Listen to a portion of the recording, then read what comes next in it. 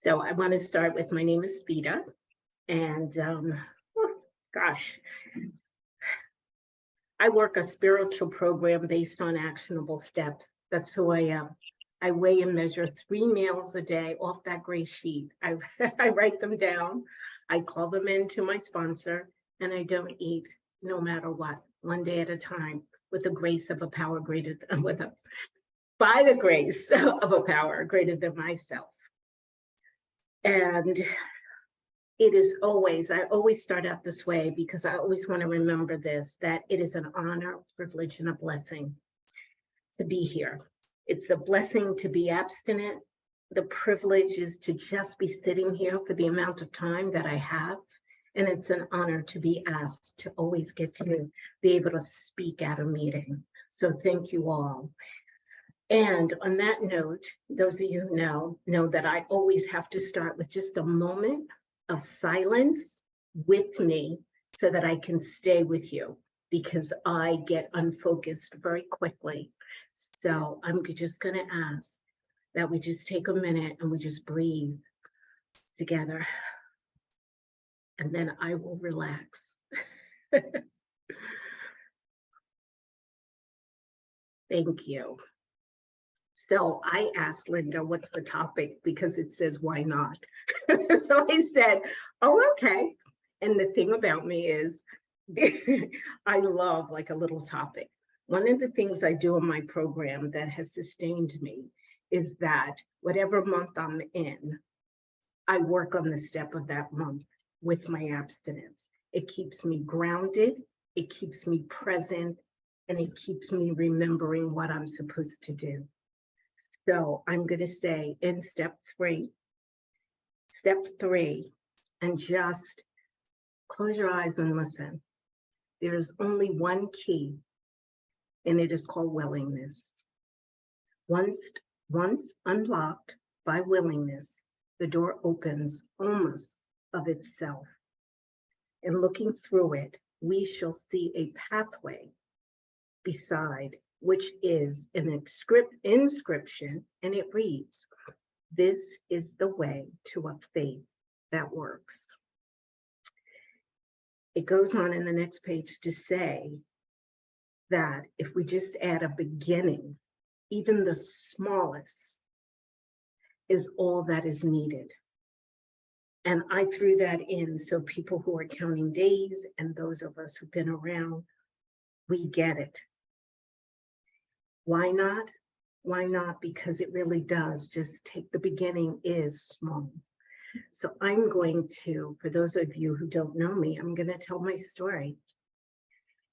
I have been in the rooms through OA, FAA, how I just tried them all. And they worked for a little while until they just didn't. Are they bad? No, they work for other people. They didn't work for me. So I used to visit, and I'll use Mona's language, visit the gray sheet. And then one day I just said to everybody at my office, I said, I am going to go to this meeting on 5th Avenue. I said, and I am going to try this again. It's a different part of OA.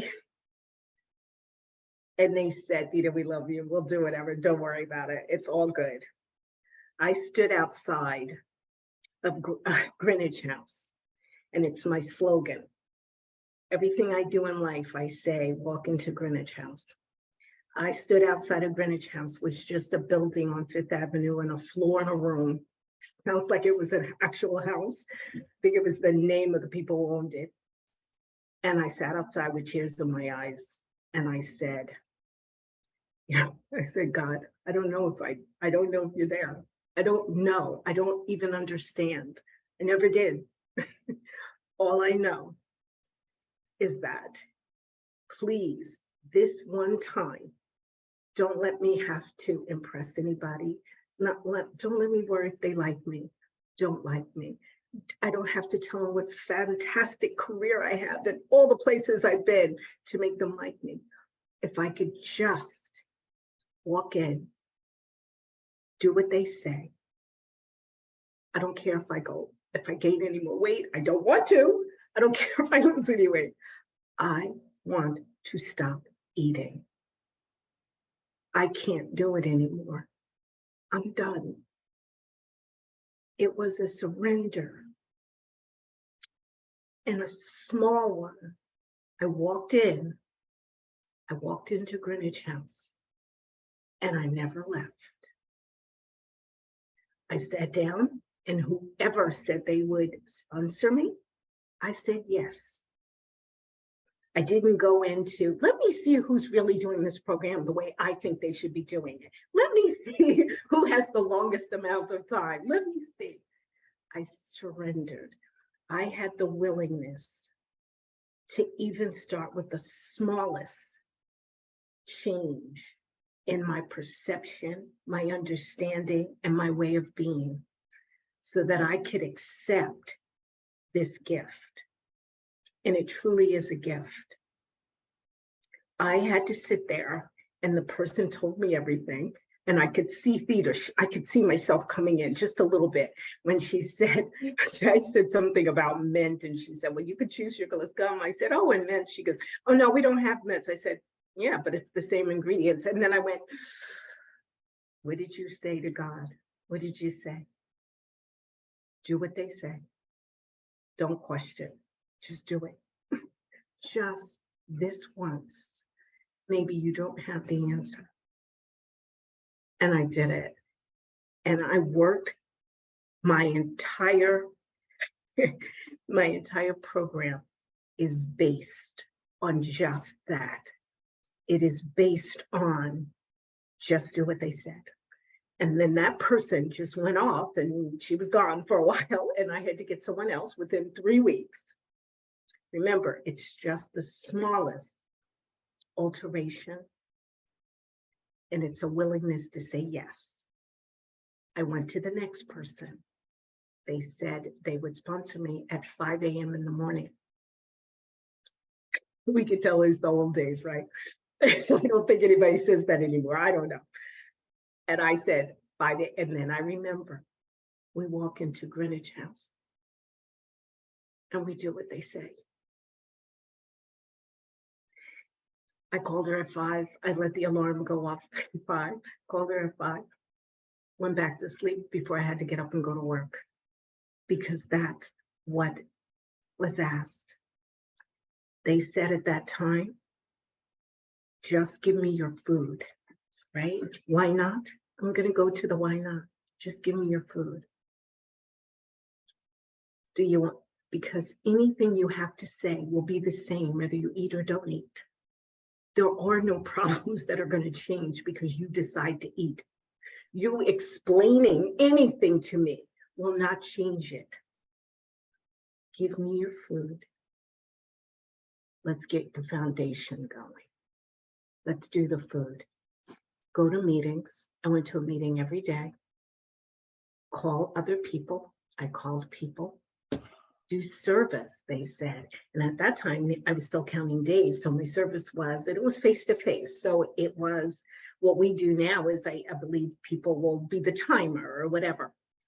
I just set up the chairs if there was chairs, if the chairs were already set up, because it was huge back then and there was standing room only. So I would be the timer, time, we would say, or whatever it was that someone who was counting days could do. There was such a grace in having that ability. It changed my life. And I'm going to say this to people counting, because I know you want to hear what's the weight, what's the food. I get it, because that's what I wanted to hear. Well, actually, I wanted to hear I didn't have to eat it again. That's how bad it was for me. But I always say this too. Why not stay? Don't leave.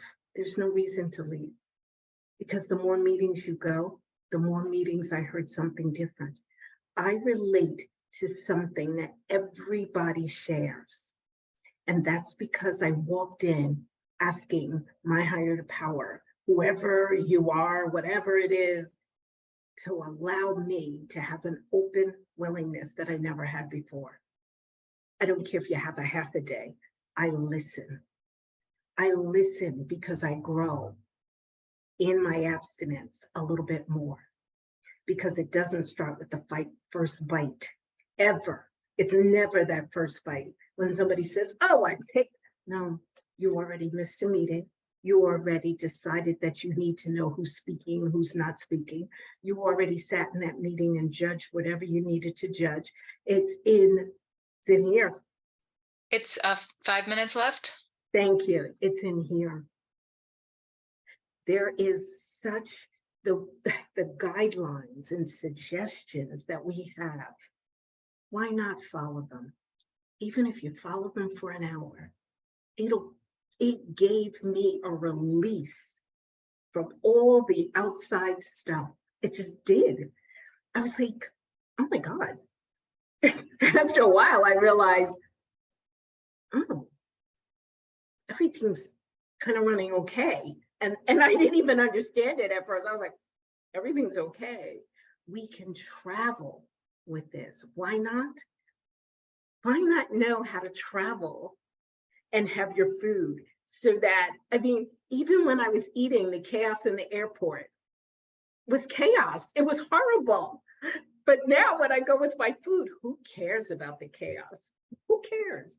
You know, it is the best self-care I've ever given myself. And I walked in already going to massages and already doing all, well, you know what, when I was huge, and I will tell you, my top weight at one point was almost 300 pounds. When I walked in here, I was 260 or something. I could not. I was powerless over this disease. And I thought the only thing that I needed to do was stop eating and lose weight, and that everything would be all right, because I thought my life was manageable. It was not manageable for me. You cannot manage your food. You can't manage your food in life. I couldn't. I thought I did, but I couldn't. What I found here is walking into Greenwich House was what gave me courage to walk through life differently. When you tell me what you think, right, and how you manage with your children, how do you manage with your husband, how do you manage here? I get to figure out, how do I manage with my stuff? It is staying. Why not sit here every day? Why not sit here? Why not? There's nothing to lose. There's only something to gain, even if it's just this hour. You'll get the kind, I must have met the kindest, most smartest people in the world in these rooms. And I'll tell you, it is truly a gift as I wrap up, because when I first went into OA, I lived in LA, and there was a beautiful woman who lived next door to me. And I thought, oh, she's to die for. Everybody likes her. And we put little notes on each other's cars. We, did the LA thing. And I was so beaten that I walked into an OA meeting, and she was in the door, and she said, I prayed every day that you would end up here. And that was my journey towards where I am today. And and what a journey it is. So if I didn't say anything that you need to hear, please go to another meeting. If I'm too jolly and I don't understand your problems because they're so hard, that's okay. Somebody else will, and they'll be able to relate to you. Just stay here. If you're having problems with food, like when people leave, they say, oh, I still call them and they say, are you going to call me? I go, what did the big book say? My abstinence is based on it's contingent on a power greater than myself. Not you as a single person. That's unkind to do to you. Just like it would be unkind for me to make my sponsor God. That's an unkindness. I don't do that. I use it for support, and I do it with respect, and I make sure I stay close to the rooms, close to what it says. And I tell myself every day, this is the best thing I can do, even if I do nothing but sleep all day and eat 3 meals and make my 3 phone calls. And I still do. And it'll be 25 years in 2 months. And I'm telling you, I still make those calls. I still show up to meetings more than 3 a week, even if it was Zoom. I still use my life, and I say, no matter whether it's work or any situation, if you can walk into Greenwich House, you can do anything, because food addiction is a lot harder than it is for alcoholism or any of my other disease. Because for me, eating is death. I saved my life walking into Greenwich House, and I wouldn't trade that. And I also found a higher power. I found God through going to Greenwich House. Who knew? Who knew? Who knew? When somebody was trying to tell me, I'm like, yeah, right, whatever. But I don't do that anymore. What I do now is I wake up and I thank God, oh my gosh. And when I go to bed, I go, oh my goodness, I don't have to make a promise not to eat tomorrow or to start on Monday, right? I don't have to. And I'm looking at you, Beth, because I know you're going to tell me soon. And I just want to say again, thank you. Thank you for having me. And I really, really, really hope that the one thing I can give you in this qualification is that one key. It is the willingness and it's the ability, as they say in step 3, for one small little movement. And that movement, it could just be 5 minutes. But that 5 minutes will save my life. So I'm going to end on that note and just, again, we do this together. And why not do it? Why not? What else can we do? Trust me, the other shit didn't work. Oh, wait, I promised that I wasn't going to curse. I was trying to be careful because I will go down. But anyway, yeah, why not? Why not be here? We're a good group. We're a good lot. Anyway, thank you so much for allowing me to share today.